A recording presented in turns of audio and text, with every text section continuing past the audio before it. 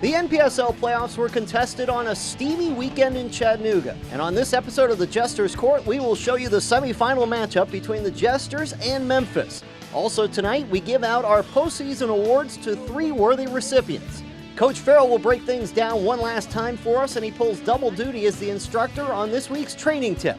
We joke around with Sean Latimer, and we will show you the season in review. A jam-packed final edition of the Jesters Court is next.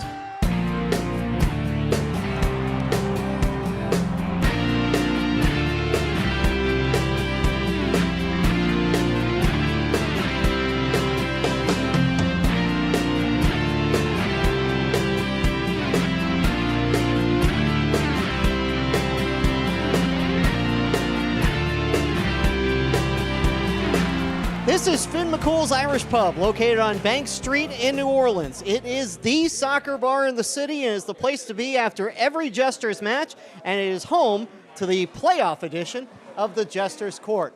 And we welcome you inside, Paul Boron, along with head coach Kenny Farrell. And coach, our last show of the year, it's hard to believe how this has flown by, and we got to talk about Friday night, and things just weren't meant to be in your semifinal match against Memphis. No, we made a couple of mistakes that cost us, and they capitalized on it, and we didn't finish our chances, basically. So it was very extraordinary conditions, but probably 100 degrees on the field, if not more. Yeah.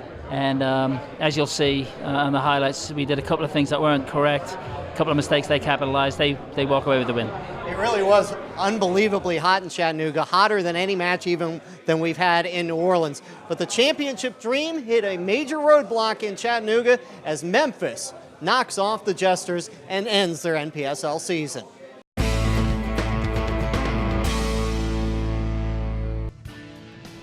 The Jesters traveled to Chattanooga for the semifinal matchup against Memphis, and the Price family was there to support the team. But from the outset, Memphis dominated possession but didn't create much with that possession, and it was the Jesters that had opportunities. Ryan Reed creating and dishing to Russell Cascio, but he can't get the shot off.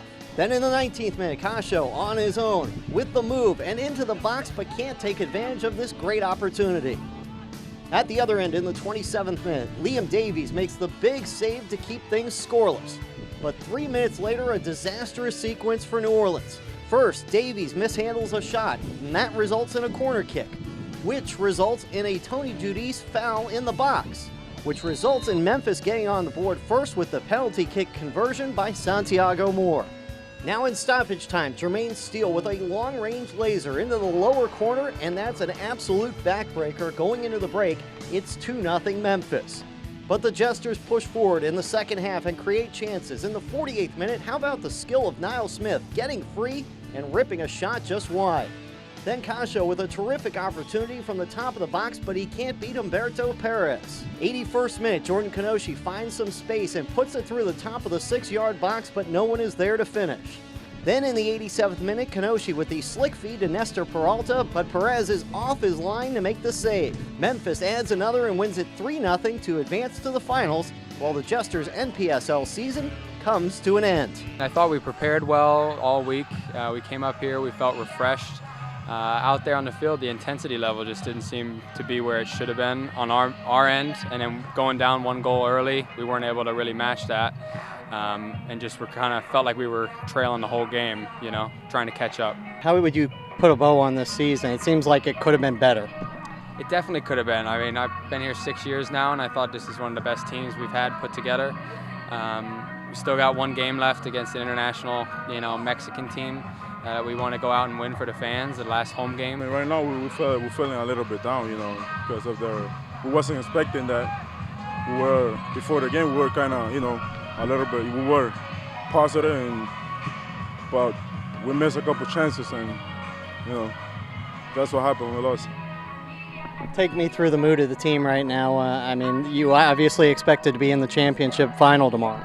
Yeah, of course, right now, like I said before, we're feeling down right now, but that's the sport. That's how it is. Sometimes you lose or sometimes you win, and today we lost.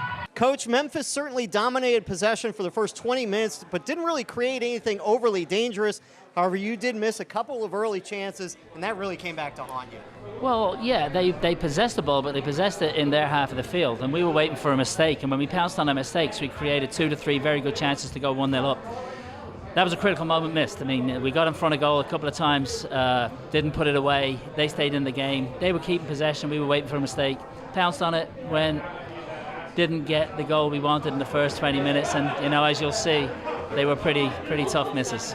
Yeah, and obviously, even though Memphis controlled possession, it really felt like if you guys had gotten a goal, maybe the whole result of the match would have been different. And we'll break down a couple key points from that match in our next segment in the coach's breakdown. But time to talk some better news as we're going to look at the best of the best from the 2016 season as we give out some postseason awards. And we want to thank Jefferson Trophies and Awards for providing our plaques and remind you, for all of your awards needs, contact them at 504-835-1352 or visit info@jeffersonawards.com.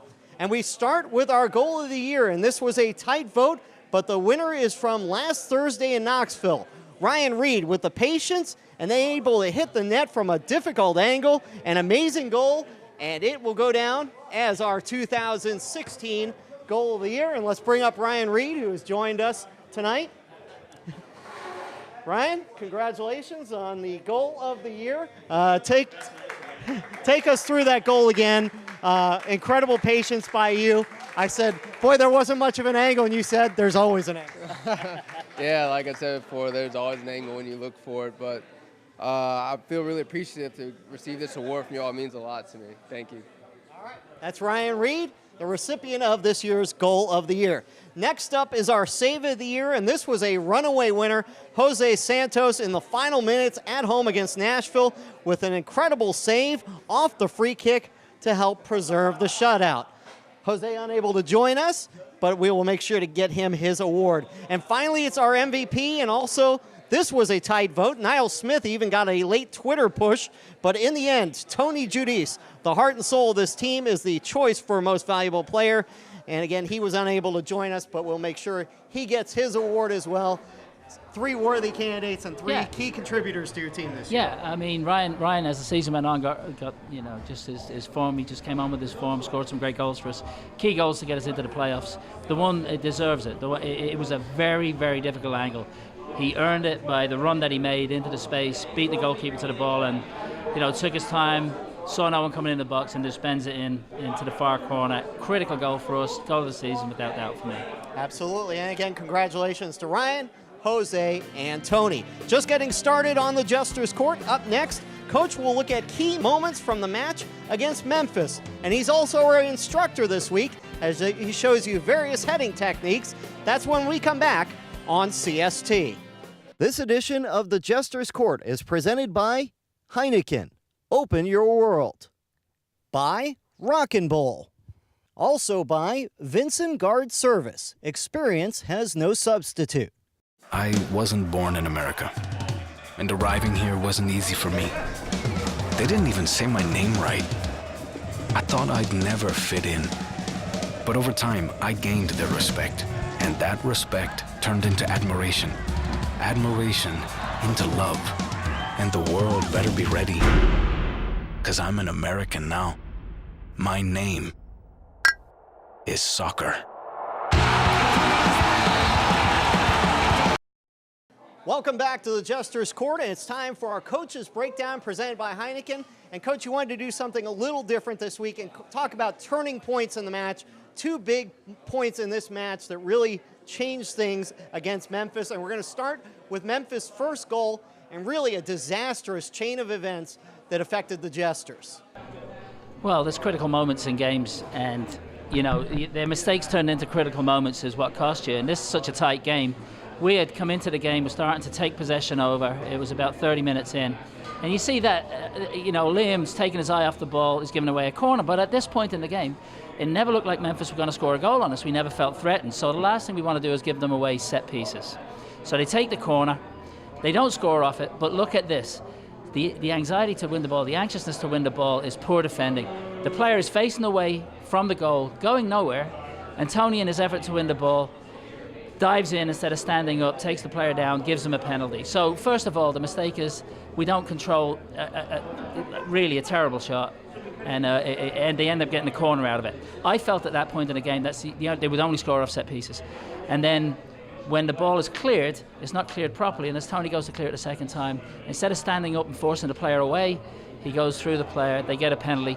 1-0 at that point in the game is a critical moment. At 30 minutes in the game, when we were just taking over all the possession and we just had all those chances, it just changes the game for us, and they're things that we need to manage better. It was poorly managed defending, and it was a mistake by the goalkeeper not to be able to hold the ball. Critical moment in the game. Still all being told it's 1-0. You're looking to go into halftime down 1-0, which isn't obviously insurmountable, and then this happens. Yeah, another critical moment in the game was a poorly defended situation. That had happened to us the week before. We had talked about it when Rolando dove in on a ball in the defensive third, got turned, cross comes in, Chattanooga go up 1-0. Here's the same situation, and you can see it there, and the same situation with Kia in this situation, which we're 1-0 down going into the halftime with a few seconds left. We'll watch that goal first. And now you'll see as it switches to Kia, the ball comes to Kia, just hold him up. It's half-time in 30 seconds. But he dives in looking for the ball, gives him an opportunity to score, and again, I don't think it was a great goal. I think it could have been stopped. But if you play it out and you manage that situation, and we talked about this at the beginning of the season, one of my fears was that we did not manage situations well. And I think in that situation, you get in 1-0 at halftime, you stay behind the ball, they don't get an opportunity to score. We have a different halftime talk coming out in the second half. Instead, we're 2-0 down, and it's a big, big test for us, and we have to change up our formation and go for everything in the second half. All right, Coach, well, as always, great stuff, and that's really been one of our favorite segments all year, as you've really taken us inside the game, but you're not done teaching yet. It's time for you to be the instructor in this week's training tip, presented by Rock and Bowl and Ye Old College Inn. So heading, no one really thinks about this, but there's variation in heading in certain parts of the field. Defensive heading, attacking heading, passing to head, passing to clear, or heading to clear, all those different things. So we'll demonstrate a little bit with Nathan right now. If he was playing as a striker and the ball was coming in, and he recognized that the last defender was marking him there, and the ball was coming in above his head, like this, he'd probably be communicating with a runner to go in behind him into the space, and the header would be flicked on.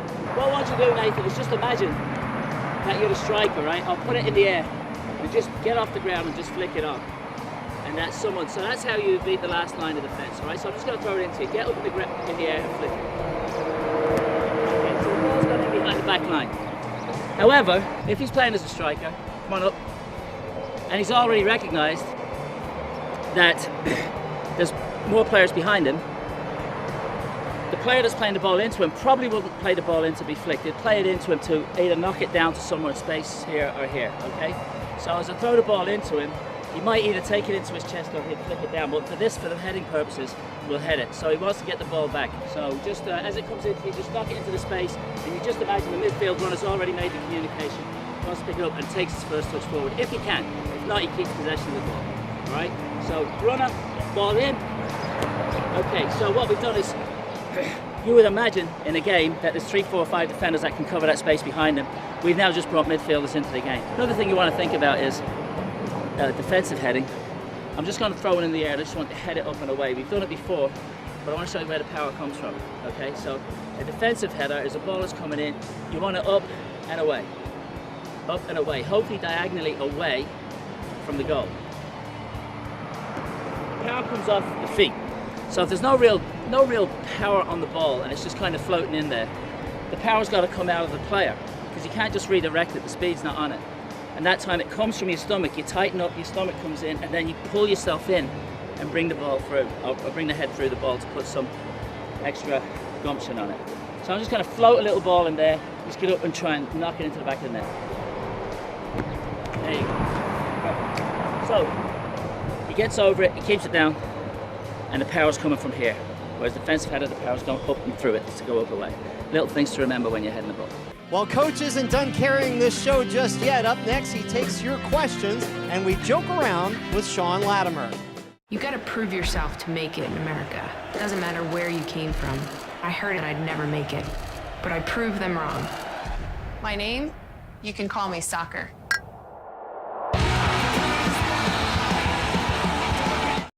As we welcome you back to Finn McCool's, as always, we want to thank all of our fans, players, and members of the Royal Court for making the show such a success this season with their attendance and all of their questions this season. And it's time for one last round of questions, as it's time for Ask the Coach, and we're going to start with one of the members of the Royal Court here in attendance. So, Kenny, who do you think is going to win the Major League Baseball All-Star game? Well, we now know that we're out of playoffs, so they're asking baseball questions, right? I don't really care. I'll be a little bit of a Red Sox fan, so whoever. That's right, we're Red Sox fans. I suppose the American League, if you'd asked me that question. But of course, you're not thinking All-Star game, you're thinking the match against Tigres. Yeah. So an international exhibition against a really good side from Mexico, professional side with a lot of former youth national team players, and it'll be an excellent game of football. A great way to finish the season. We've been on the road for the last 3 weeks where the local fans haven't got to see us, so we expect a big crowd at the game, and hopefully we give them a great performance and match ourselves against one of the best teams in Mexico. Absolutely, looking forward to it. First Twitter question is from Nicole Fascio, who asks, what was the best and worst highlight or memory of this year's season for you? The worst was losing to Memphis in the fashion we did. It's not a game. As I said, that we deserved to lose to Chattanooga the week before. The only game I really felt we weren't in this season. Right. And in such a tight league, and it is a very tight league, losing to Memphis in that playoff game, based on mistakes, not like they earned it. They won it on mistakes, and we didn't finish our chances. That was a very tough one for me. The best part of it, I suppose, winning the Louisiana Cup. I mean, it was the inaugural event. It's something that the fans can get around and support, and it was important that we brought it home. So it was great for everybody that we could bring home some silverware for the first time. So that would be best and worst. Another Twitter question, this from @the31. Who should we expect from this year's team to be back next year? I know it's hard to decide the roster, when you still haven't played the last game, but maybe some guys for sure you want to have back. Well, some of the local players came through and did very well and got on the pitch this year, and there'll be better players next year for it. I suppose it's we've got talent in different areas. Do we have leadership all over the place? Probably not. So the ones that can show me that they can show leadership and manage games well will be back, and there's some that won't. They had skill, they had ability, but they're not. Some of them, and I'll have this conversation with them, are not good enough just yet, and they were in the squad, and I'll probably replace those players and try and strengthen certain areas. But as to pick them out right now, I wouldn't do that. But they're the categories we have.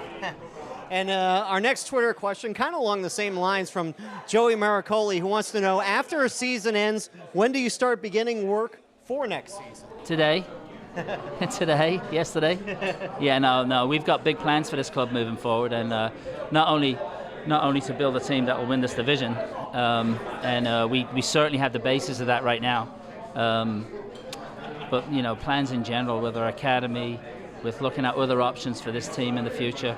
There's a lot of work. There is no time to waste. So we're back to work right away. We got one more audience question, and apparently since Duncan hasn't been here in a few weeks, he wants to get all his work in. So Duncan, what do you got for us?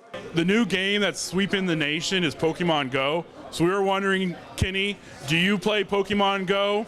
And are there any exciting Pokemon you can catch at Pan Am? All right, so this craze is Pokemon Go.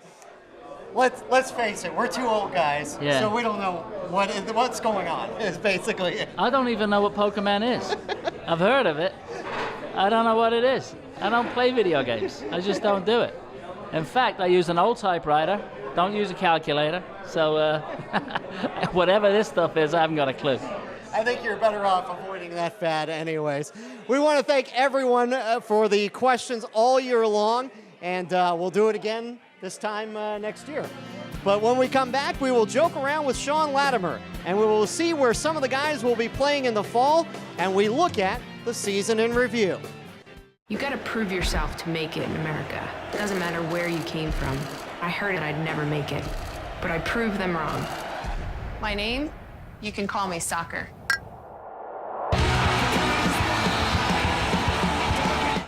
We welcome you back to the Jesters Court, and it's time for the week ahead, presented by Buffalo Wild Wings with a little bit of a twist. It's really the season ahead, as we're going to look at what some of your players who have been with us all season long are now going to do, and in the fall and the spring going to play club ball, going to play college ball.